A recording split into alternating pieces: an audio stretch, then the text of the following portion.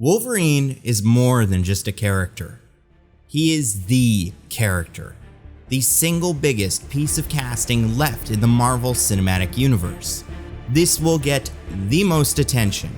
It matters. And because of that, I'm not just looking for an actor, I'm looking for more of a partner, someone who we can share the rest of the Marvel Cinematic Universe with. And that's why we're going to do things a little differently here. It's not just a casting video. This is The Bachelorine. But before we get to the actors, we need to talk about the character himself. Let's cut to the chase.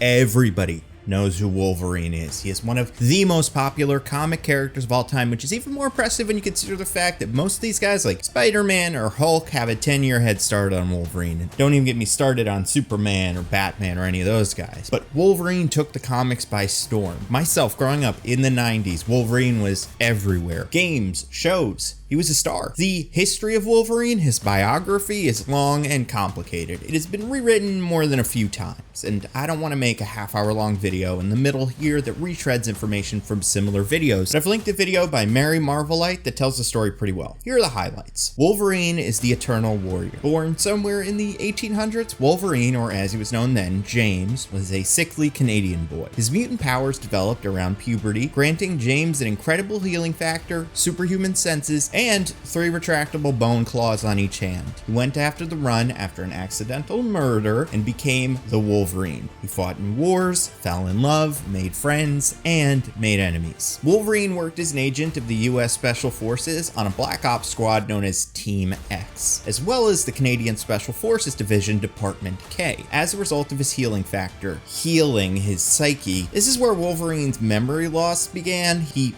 forgot events in his past that caused him great emotional stress. However, it gets way more complicated. Eventually, Wolverine was captured by the Weapon X program. The program aimed to recreate the experiment that made the original super soldier Captain America. X was actually the 10th incarnation of the program, with previous programs creating Man-Thing, Isaiah Bradley, Luke Cage, Nuke, and Typhoid Mary. It's another X where it's like, oh, just a coincidence. Professor X, the X gene, the X-Men, and then Wolverine is Weapon X, but not for that reason. And he's also on like not Task Force X, that's Suicide Squad. Anyway, because of Wolverine's incredible healing factor, this program would attempt to bond an indestructible metal known as adamantium to every bone in Wolverine's body, including his claws. The procedure was a success, but they did not stop there. The Weapon X program, led by Romulus, a villain I refuse to acknowledge further, created false memories to control Wolverine, further destroying his relationship with the past. Eventually, Wolverine escaped from the program and joined Canada's Department H, which is where he fought the Hulk in his first comic appearance. And that got the attention of Charles Xavier, who recruited Wolverine to join the second generation of the X-Men. And the rest, as they say, is history. Wolverine was a key member of the X-Men, even led the team for a while. He created the Black Ops version of X-Force, and during the Schism event, where Cyclops created the Extinction Team of Avengers-level mutants, Wolverine chose to reopen the Xavier Institute as the Jean Grey School for Higher Learning. Wolverine also joined the Avengers, he joined the Fantastic Four, and all kinds of variations of those teams. Wolverine gets along with pretty much everybody. Yeah, he's got rough edges, but he's very good friends with X-Men like Storm, Beast, Colossus, and Nightcrawler. I think this has something to do with the sheer volume of comics Wolverine has been a part of. He has worked with practically everyone, and as long as they take their job seriously as an X-Men or Avenger or whatever, and they are not a huge tool, see Deadpool, Wolverine will get along fine. Even Cyclops, who Wolverine constantly butts heads with, has a begrudging respect for Wolverine. He has also been a mentor to Kitty Pryde, Jubilee, and X-23. In the movies, this mostly plays out with Rogue, but Wolverine might as well run a lone wolf and cub daycare. He is even literally a lone wolf in the X-Men Demon Days comics by Peach Momoko. And we'll cover casting the extended Wolverine family in a separate video that is live right now, exclusively on Nebula. More on that later. Wolverine has also dated around comics. On the X-Men, he went out with Storm and flirted constantly with Jean Grey. They might be in a relationship now, who's to say? Then he's had an on-again, off-again thing with Mystique, going back to cowboy times, but most of his relationships end in disaster. His first love, Rose O'Hara, was accidentally killed by himself. His first long-term relationship with a woman named Silver Fox ended when Sabretooth killed her. The Hulk's gang killed his alternate reality wife and Old Man Logan. And then we've we've got Japan. Wolverine has made many trips to the land of the rising sun and fell in love with quite a few women, most of whom were murdered in an attempt to mess with Wolverine. The most noteworthy is Mariko Yoshida, the cousin of X-Men Sunfire. Wolverine also had a relationship with Itsu that resulted in her death, of course, but she managed to have Wolverine's son, a character named Akihiro, who was also known as Daken for a time. We'll talk about him in the Nebula Plus video too. The most important thing is there is a fascinating internal tension at the heart of Wolverine. Wolverine is, like I said, the best at what he does, and what he does best is not very nice. He's seen it all, lived through centuries of war and bloodshed, and come out on the other side a weary man, the eternal warrior who knows the consequences. He does not want to see a war. He does not want to see people hurt. He'll always give someone a chance to back off, surrender, because Wolverine knows how messy violence can be. But on the other hand,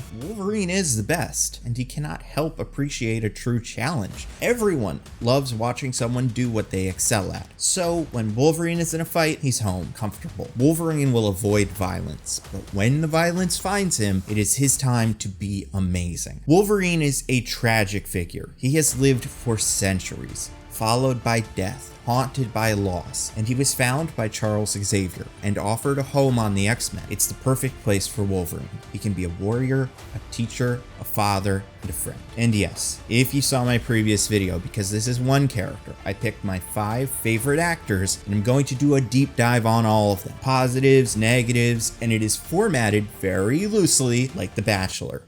That's right, this is The Bachelorine.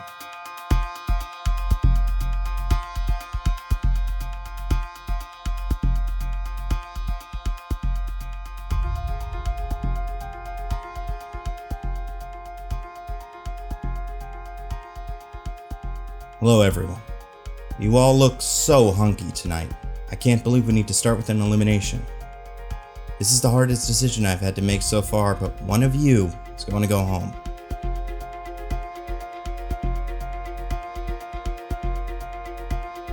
Taron, will you accept this rose? Of course. Daniel, will you accept this rose? I do.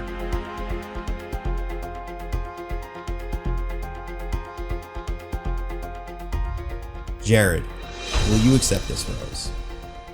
Okay. And the last rose. This is the most difficult thing I've had to do so far, but the final rose is for... This seems like the dramatic point in a reality show where they throw in a commercial break, but I don't have one of those until the end, so curiositystream.com/Nando, you'll see what that means later. The final rose goes to... Tom, will you accept this rose? All right, I'll do it. That means Milo Gibson, you're going home. Listen, Milo, you're a great guy. Maybe. I don't know your views on a certain group of people, not saying that your father being famously anti-Semitic and your grandfather being a notorious Holocaust denier makes you anti-Semitic, but it's not a great start for someone who's going to be the lead in a movie about a team of heroes who beat up a Holocaust survivor. And yes, you've got the look, but so do all of these other guys. And you're on the taller side, which I was not thrilled about. But more than anything else, it's your inexperience. I am not convinced by any of your previous roles that you're ready for this. You were fine in Hacksaw Ridge, you were fine in The Outpost, and I watched All the Devil's Men, knowing that was where you were supposed to shine, and I just don't see it. You get a little angry and physical near the end of the movie, but this is not some kind of John Wick level performance that convinced me you're the guy for the job. I wish you the best, and if you prove yourself down the line, I could see you taking a similar role in one of these at some point, but right now I don't see a future with you. Now we're down to the final 4, which for the purposes of this video, we're going to pretend is how the last round of The Bachelor works. But before we learn about our new actors, let's take a look back at the man who they're all going to be measuring up against. We all know that Hugh Jackman was an incredible pick for Wolverine. And yes, I realize that the face looks like he has a Hitler mustache and he's cross-eyed, but that's just a question mark under the mask, so I don't know, just go with it. Some of these guys wear masks, and I like Wolverine's big, giant, dorky mask. Also, fun fact for people that are worried about Marvel Wolverine, like getting their hands on it. Kevin Feige has been the biggest Wolverine cheerleader from day one. He was a producer on the original X-Men movie. According to Marvel legend, he was the one who was slipping comics under Hugh Jackman's door because the director, who we shall not name because he is allegedly a very bad dude, was saying no comics on set. We can't have any comics. This has to be its own thing. But Kevin Feige was like, no, we need comics. So he would do that. And then there was a day where Kevin was in the makeup room with Hugh Jackman while they were styling his hair. And Kevin Feige was just like, yeah, you know, you should go bigger.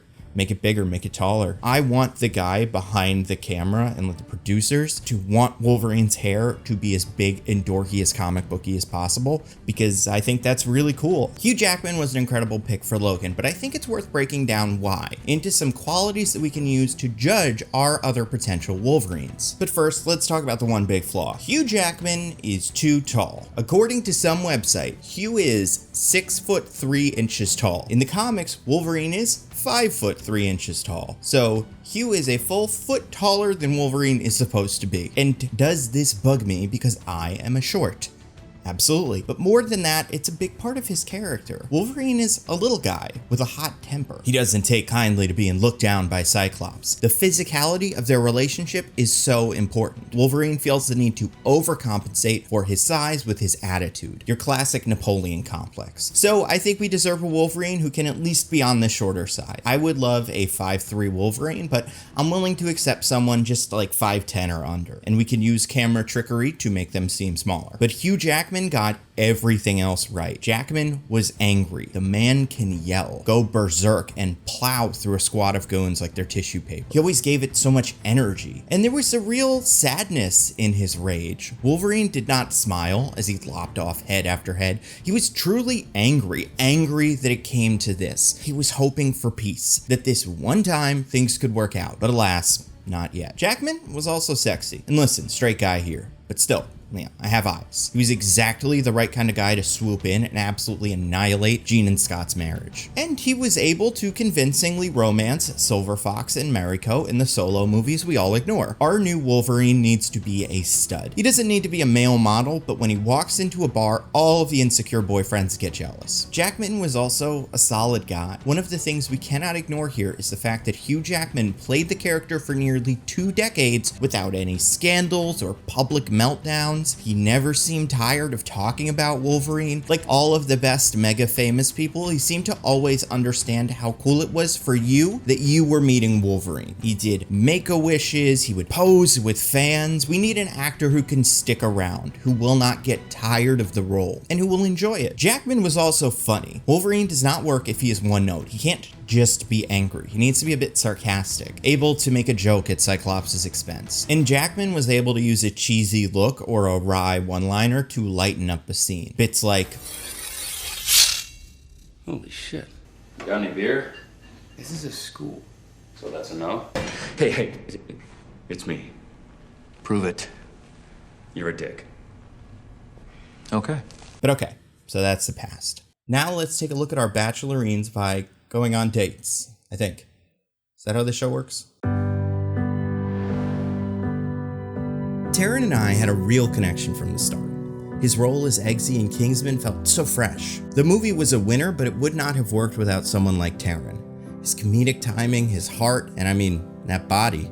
It was immediately clear that this guy was going to play a superhero one day. But what really made me love Taron was his range. The man did not sit back and just do a bunch of identical action movies. He starred in Eddie the Eagle and Sing.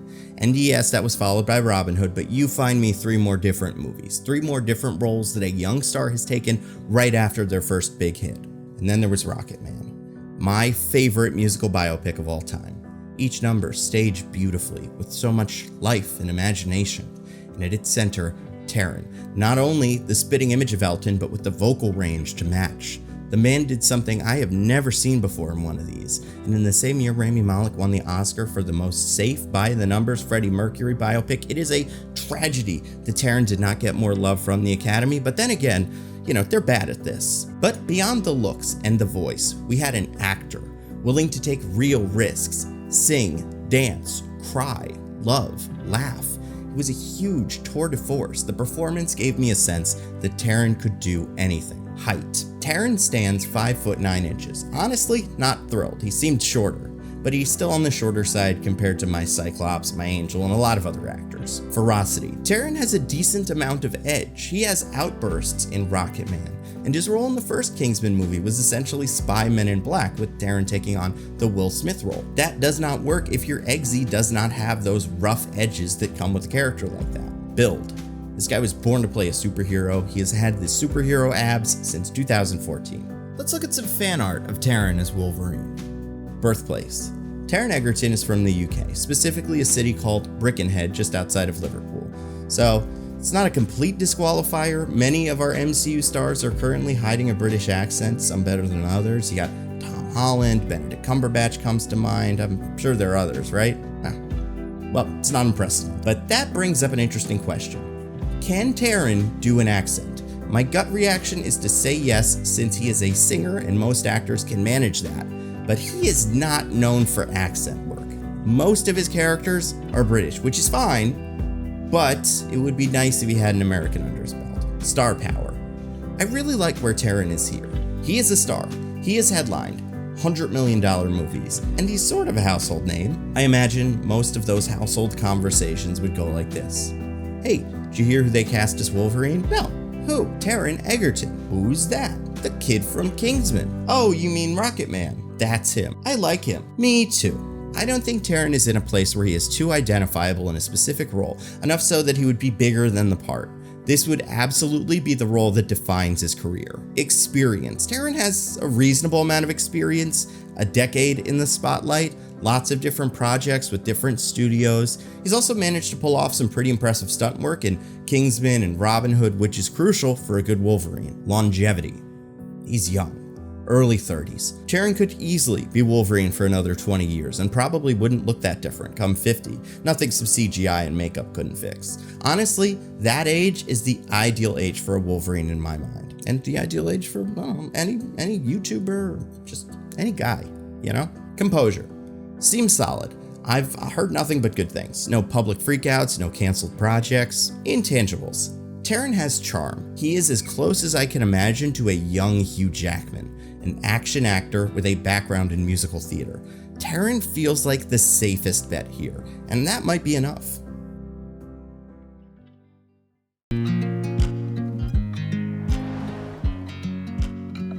I thought I knew Daniel Radcliffe. We all did. He was the star of one of the biggest film franchises in history. He grew up before our eyes, a complete unknown. Those three kids are perhaps the most impressive single bit of casting in film history. And he got that cash, made enough money to never work again. And then that's when things got interesting. Swiss Army Man, Guns Akimbo, How to Succeed in Business, Equus, Rosencrantz and Guildenstern Are Dead, Miracle Workers, Weird Al. I just cannot count Daniel out. He is constantly choosing unusual projects. Height. Now we're talking. Daniel Radcliffe stands a Wolverific 5 foot 5 inches, the shortest of the bunch. Ferocity.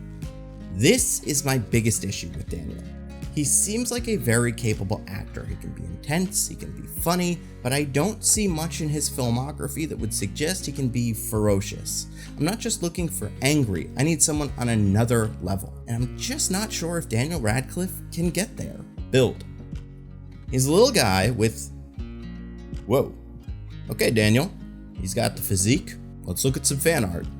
Birthplace. Another Brit. What a surprise. Oh well, he's pulled off a decent American accent, even did South African in Escape from Pretoria, so I think he can manage Canadian. Star power. Easily the biggest star of the four. A household name. Now, is that a help or a hindrance? The headlines would definitely interest people. There would be a ton of Harry Potter fans who are now ready to jump ship to the X-Men. And listen, Harry Potter fans, if you feel like a person without a country, the X-Men fans, happy to have you. But would Daniel Radcliffe be too big of a star? Would he overshadow the other actors? Is he bigger than the part? Maybe. I've gotten past it, and I no longer see him as Harry Potter, but I don't know if that's everybody. Some people might not be able to shake the association. So it'll be up to Daniel to do the work should he get the part to win them over. Experience. Daniel has been acting for only around 20 years, but he has helmed a multi-million-dollar franchise and done about everything in between. He's more than experienced enough to handle a role like this. Longevity. This is a great one for Daniel. He ties Taron for youngest on the list at 32, which, younger than me, rude, but Daniel could easily do this for another couple decades if he wants to. Composure. It is a miracle that Daniel Radcliffe is as well adjusted as he is. The man has been a humongous star since he was a teenager. Everyone on Earth knows his face, and he's one of the best behaved stars in the business. He even knows how to beat the press. He wore the same outfit for weeks to mess with paparazzi. Daniel is the only member of this group who has been there, led a franchise, a big one. So his experience here is incredibly valuable. Intangibles. Daniel Radcliffe is very funny. I think it's easy to forget how most of the MCU leading men were best known for comedy. Downey was on SNL, Paul Rudd was in Anchorman and Clueless, Chris Pratt is from Parks and Rec, even Chris Evans was probably most known as Jake Weiler from Not Another Teen Movie, a role that he absolutely owned. Maybe it's just a personal bias, but I believe that while not every dramatic actor can do comedy, every comedian can do drama. I don't know why. Maybe it takes humility. Maybe good comedy requires some level of wit that cannot be faked. After all, it is borderline impossible to tell a joke you do not understand. This is all to say, I like that Daniel does funny so well. It gives me confidence that he has the range to do pretty much anything else.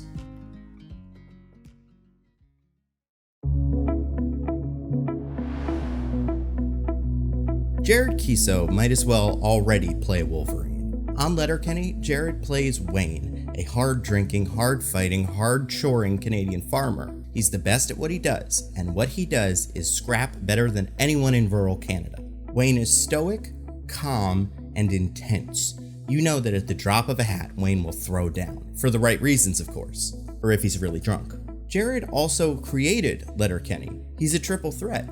Writer, producer, actor. And probably hockey player too, because he's the lead in the new series Shoresy. Jared also played Ben on the Canadian crime drama 19-2, which was really where he made the case that he could do this. Wayne is definitely a character, but did Jared have range? Enough to play a farmer and a cop. Maybe not enough for a biopic about Elton John or a South African prisoner, but enough to take on a role that is not exactly what he's known for doing. Jared is the dark horse here, the new talent, but maybe that makes him the perfect man for the job.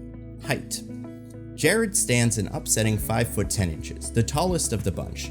And yes, we can be creative, but I wish we didn't need to. Ferocity. Keeso scares the piss out of everyone in Letterkenny, and I buy it. Build. Moment of truth. Let's see what we got under that flannel. Whew. Ripped. Check. But also, Keeso is wide. He has a distinct figure, a very wide neck. He doesn't look like your traditional movie star. And maybe that's worth thinking about as something we should be looking for here. Let's look at his fan art. Birthplace. The lone Canadian on the list. Jared Keeso was not just born and raised in Canada, he made that a humongous part of his identity. Letterkenny not only features all kinds of different Canadian characters, it is chock full of Canadian slang and local specifics that make you feel like you know the place. He is inexorably tied to the Great White North. Star power. Not a star. Easily the least well known on this list. Never been in a major studio movie. Does not have a famous dad. Not nearly an unknown, but Jared is a fresh face as far as most people are concerned. And that could be what people want. Someone who most people will be introduced to as Wolverine. Experience. No one has the same experience as Jared. Like I said, he plays an angry Canadian weirdo. He's also been in the game for a while with bit parts in Elysium and I Love You, Beth Cooper, so that's helpful. Longevity. In his 30s as well, a bit older than the other two, but still able to play this role for a while. Composure. From everything I can gather, Jared seems like one of the nicest guys in Canadian entertainment. That's saying something. It's like being the most handsome Hemsworth or the weirdest Baldwin. It certainly seems like Jared could manage the pressure. After all, he has to be a megastar up in Canada. The Harry Potter of the North, I assume. Intangibles. Jared Keeso seems smart. Really, really smart. He created this mega hit show, and while it may look simple, it's insanely clever. I could see having Jared on set being a huge asset. Also, like I said about Radcliffe, Jared gets comedy. I don't think there is much he can't do.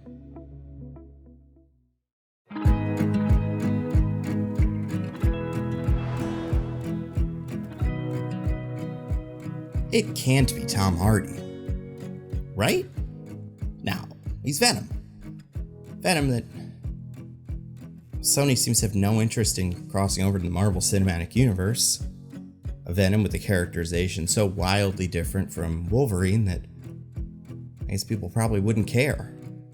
But, okay, is Tom Hardy a good Wolverine? Height, another 5'9". Not great, but hey, that's 4 actors that are under 6 feet, so a win already for us, the shorts. Ferocity. Tom is a wild man. If you don't believe me from just Venom and Mad Max, watch Bronson. He plays a prisoner who gets into fights with guards in the nude. He is something else. I 100% believe Tom can be ferocious more than anyone else on this list. Build. We are 4 for 4 on hunks. If I had to pick one, Tom has the frame I would expect most from a Wolverine. Let's check out some fan art. Birthplace. Surprise, surprise, another Brit. One with one of the strangest American accents I think I've ever heard. I think he's going for Brooklyn by the way of Boston. Either way, he sounds like a thug that Batman would throw through a wall. But I think his Mad Max voice could work for this, so his birthplace isn't really a hindrance. Star power. Tom Hardy is definitely well known. Surprisingly, Venom is probably his biggest commercial hit with Dark Knight Rises, Dunkirk, and Inception behind it. He's definitely a star, and one known for serious roles in serious movies. And Venom. His clout may bring an air of respectability to the franchise. Experience. The most experienced actor on the list, Tom has been a part of many blockbusters and quite a few series also. Tom frequently collaborates with Christopher Nolan and Ridley Scott. I for one would love to see a Ridley Scott Wolverine movie, how fun would that be? But, longevity. The oldest Wolverine on the list at 44. It isn't a huge age gap between Tom and the youngest, around 10 years, but still, Tom Hardy will be in his 60s in 2 decades. And that's when it really starts to show. Our ageless warrior might not last. Composure. Tom's a bit tricky in this category. He is described as everyone's favorite kind of actor, a method actor. Problem is, he's one of the ones that can get away with it because he's good, but either way, it's annoying. And on top of that, Tom has been known to get under his co-star's skin. In the book Blood, Sweat, and Chrome, the wild and true story of Mad Max Fury Road, the crew described Tom as very difficult, showing up to set late, not being prepared. And this caused some real problems alongside Charlize Theron, who is much more composed and professional. To be fair, that was a decade ago, and in the book, Tom owns up to being a jerk, but still, it does not bode well. We cannot have a Wolverine getting in trouble publicly and ruining the image of the franchise. Yes, I know that's exactly what real Wolverine would do, but we need a professional behind the scenes, especially since Wolverine's part of a team. So say the actor who played Storm or Nightcrawler have the same issues as Charlize, then what? Disaster. Intangibles. Tom is just down to look weird, to embarrass himself. Tom Hardy takes big swings. It's so admirable. And I want a Wolverine who is unpredictable. You never know what he's gonna do next. Tom has that spark.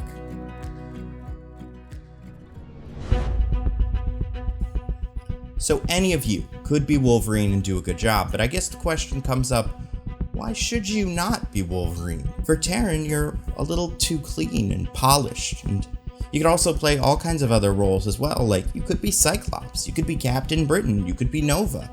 Why Wolverine? Daniel, you're definitely interesting, but can you transcend being Harry Potter? Jared, you don't quite have the same level of experience as the other 3. Are you ready for a role this big? Tom, you feel maybe too busy with Venom sequels and other projects, and you're on the older side, and you're a loose cannon. I want to go with my heart here. I think the actor who plays Wolverine in the Marvel Cinematic Universe should be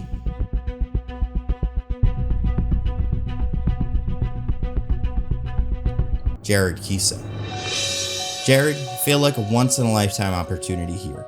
Yes, you don't have the same kind of experience yet, but I don't see why you couldn't take on this role. You seem more than capable of rising to the occasion. Tough, a relative unknown, incredibly nice and professional. You have a good sense of humor, and you look the part. And don't the Canadians deserve one? Canada's favorite superhero being played by one of Canada's favorite actors? This Canadian business has given me everything that I had. Why not prioritize giving back to that business? Make your money, give back to Canada.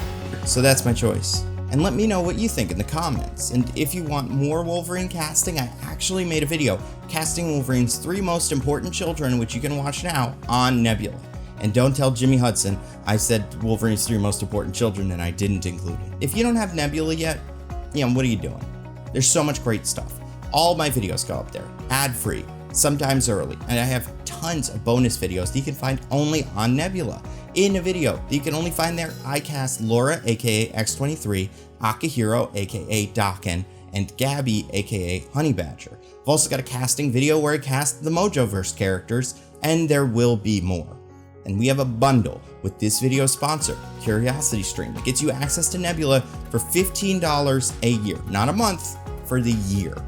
And that comes with a subscription to Curiosity Stream's wonderful documentaries, like this one about actual Wolverines called Wild Wolverine. Spoiler alert, they are adorable, terrifying little monsters, and it's insane that Gabby keeps one as a pet in a New York City apartment. But like I said, you can get a subscription to Nebula and Curiosity Stream for just under $15 a year. It is a great way to help the channel and watch all my extra videos. Go to curiositystream.com/Nando. As always, huge thank you to everyone who supports the channel on Patreon, everyone who listens to my podcast, Mostly Nitpicking, everyone who watches these videos on Nebula, and everyone who follows me on Twitter and all that stuff. I am at NandoVMovies on pretty much every platform there is. That's all I've got. See you next time.